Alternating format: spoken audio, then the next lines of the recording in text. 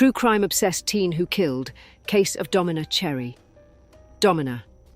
Cherry's case is a disturbing illustration of how a fascination with actual crime may lead to tragic ends, as depicted by the case of Domina Cherry. This is demonstrated by the fact that Domina Cherry's case was investigated. However, despite the fact that Domina's interests were deeply steeped in the macabre, one could claim that she was a typical teenager in many respects. Over the course of time, what began as a casual interest in real crime stories gradually developed into an addiction that she could not stop herself from engaging in.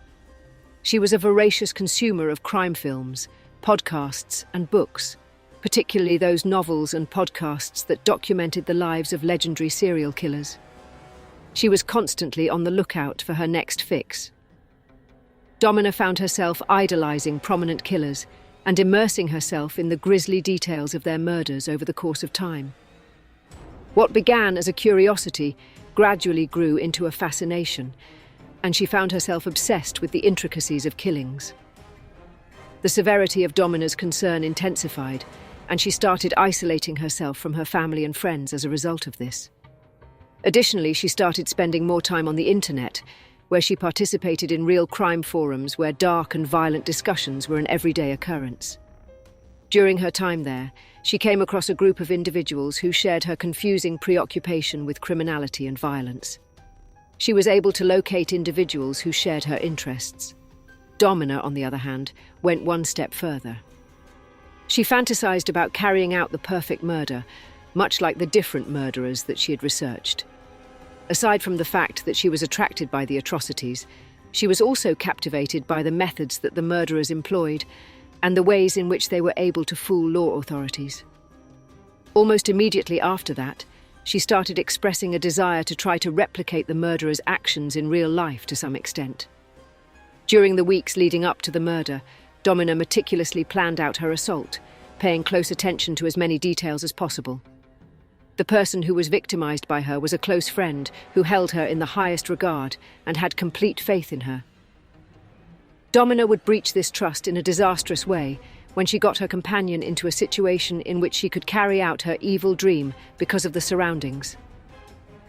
This would be the moment when the trust would be absolutely destroyed. Domina had spent a significant amount of time researching well-known criminal cases, and the brutality and premeditation of the murder were reminiscent of characteristics of those cases. She did not commit the murder on the spur of the moment. Rather, she planned it out in a cold and calculated manner and carried it out with the intention of imitating the very murderers that she admired. Concerningly, Domina exhibited a stunning lack of fear or regret in the aftermath of the event, which is troubling.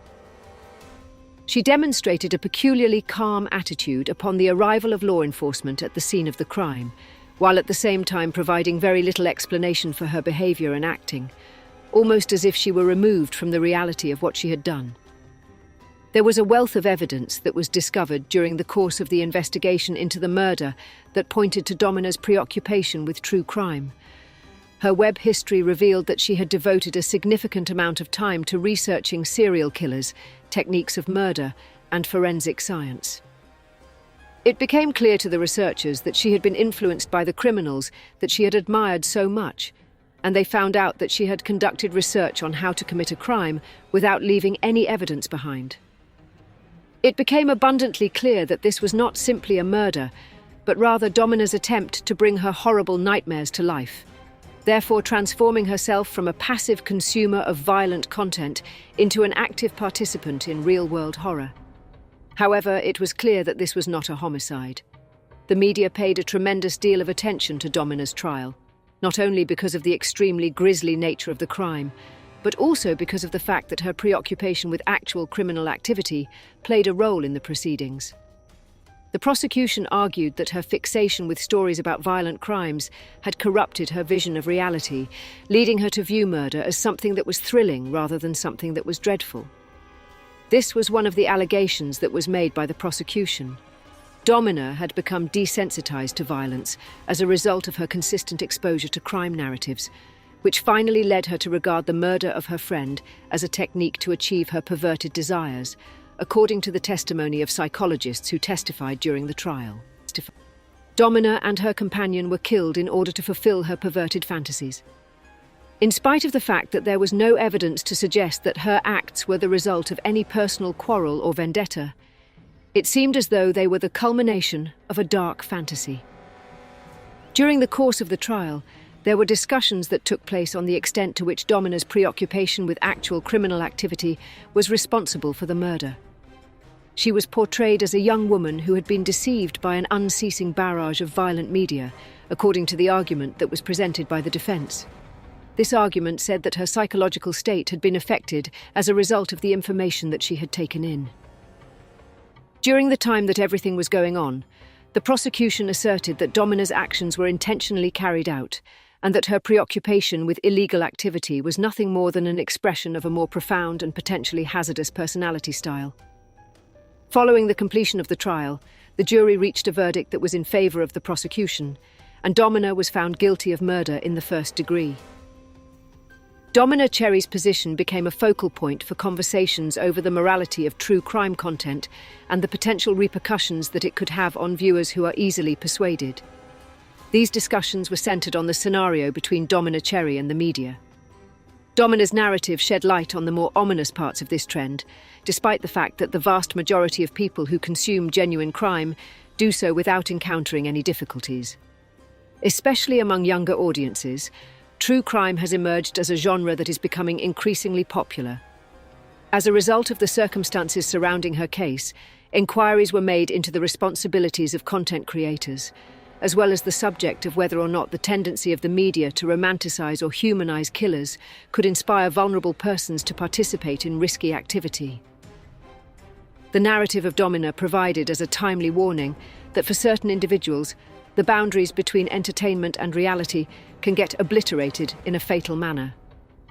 Despite the fact that millions of people enjoy reading true crime stories as a way to obtain a better understanding of the worst elements of human nature, or to witness justice being served, this is the situation that has arisen.